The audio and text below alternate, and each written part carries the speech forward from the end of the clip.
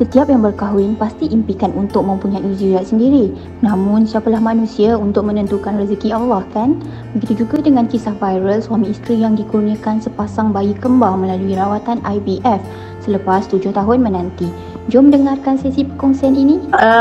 Saya takutlah jika saya gagal. Aku ni, kalau aku gagal, aku ni dah tak ada anak ke?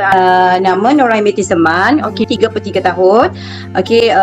Baru je dapat cahaya mata pada tahun lepas setelah 7 tahun berkahwin. Alhamdulillah dapat kembar sepasang.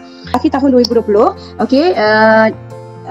bulan 8 saya start berjumpa dengan Dr. Toha lah.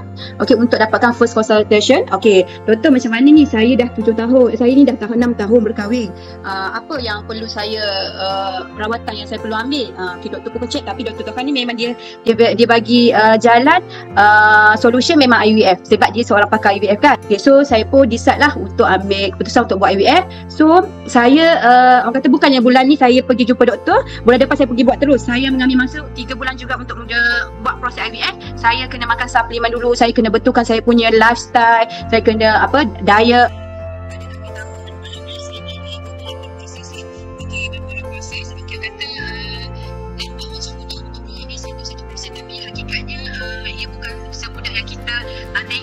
Ia difahamkan bahawa Puan sanggup menempuh perjalanan yang sangat jauh daripada Terengganu sampai ke Johor untuk bertemu dengan Dr. Toka tu. Kenapa Puan pilih Dr. Toka tu? Kenapa tak doktor lain? Saya yang untuk buat berawatan tu, tapi saya tak bersedia.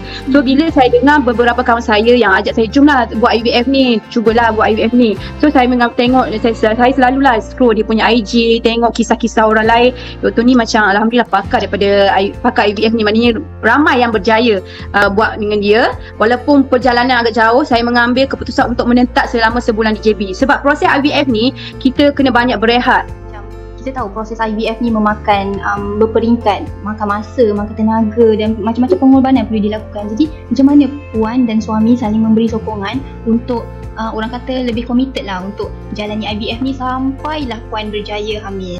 Suami saya pun macam banyak bagi support lah. Dia kata kita dah berusaha, kita serahkan pada Allah lah. Macam tadi Puan cakap Puan sampai seru lepas 7 tahun kan.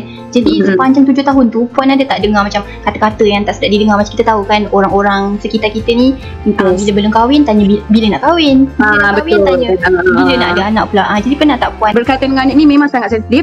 Tapi masa tu saya agak cepat tersinggung sebab di awal usia perkahwinan kita kan. Tapi bila dah masuk fasa 3 hingga ke 4 tahun, saya dah mula macam redo. Saya dah mula macam tak ambil kisah apa orang kata. Sebab jodoh, zuriat adalah orang kata Allah akan bagi bila kita perlu. Bila saya dah redo dah. Tapi saya tetap berusaha. Bukannya saya kata saya tak buat apa-apa ikhtiar. Jadi sebelum Puan IVF tu ada ikhtiar-ikhtiar lain ke? Ada sebelum ni, tahun 2015 akhir tahun saya ada buat satu pembedahan laparoskopi bersama dengan doktor pakar. Masa tu saya ada masalah endometriosis dan retroverted uterus. Dekat tapi mungkin belum sampai rezekinya.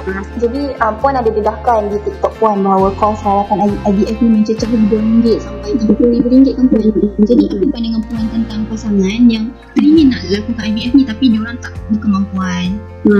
Aing cadangkan diorang dapatkan rawatan ni di hospital kerajaan. Kawan-kawan saya di sebelum ni memang ada buat di hospital kerajaan dengan kos hanya RM5,000 saja. Separuh kerajaan akan tanggung lah. Macam kos kita di swasta RM30,000, di kerajaan hanya RM5,000 saja. Cuma di hospital kerajaan kita kena menunggu term masa yang lama sikit. Seterusnya, ramai sebab dengan momen Puan yang bawa twins jumpa Dr. Toka sampai ada yang jadi perempuan inspirasi untuk tidak berputus asa dapatkan zuriat.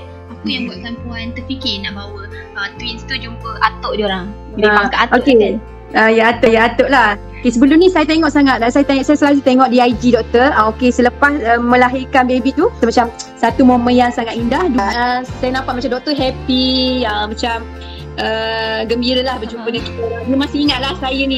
Dulu saya tak mengandung, lepas jumpa sampailah saya dapat tahu pregnant, sampailah sekarang saya bawa anak-anak saya jumpa Dr. Toha. Alhamdulillah lah.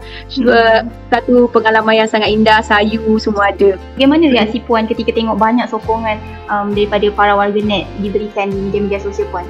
Alhamdulillah komen-komen sangat-sangat baik sangat dan ramailah di kalangan komen tu doakan saya dapat merasai semua ni. Walaupun dalam sudut hati saya sangat sedih lah sebab saya pernah merasai semua tu. Dulu kita tengok orang pregnant, dulu kita tengok orang pregnant, orang usaha untuk dapatkan baby, dan sekarang ni Allah izinkan saya dah dapat semua tu. Saya pula mendoakan dia orang, insyaAllah. Percaya ramai pasangan di luar sana yang masih menantikan zuriat pertama. Boleh tak Puan bagi macam kata-kata sokongan ataupun dorongan bagi mereka yang masih menantikan zuriat? Saya rasa perjalanan hidup kita ni tak sama kan. Bila saya tengoklah kisah perjalanan hidup saya ni, aturan Allah itu indah sangat. Allah bagi saya 6 tahun untuk saya luangkan masa bersama dengan suami saja. Dia suruh saya kejar saya punya kejaya, suruh kejar saya punya impian dulu.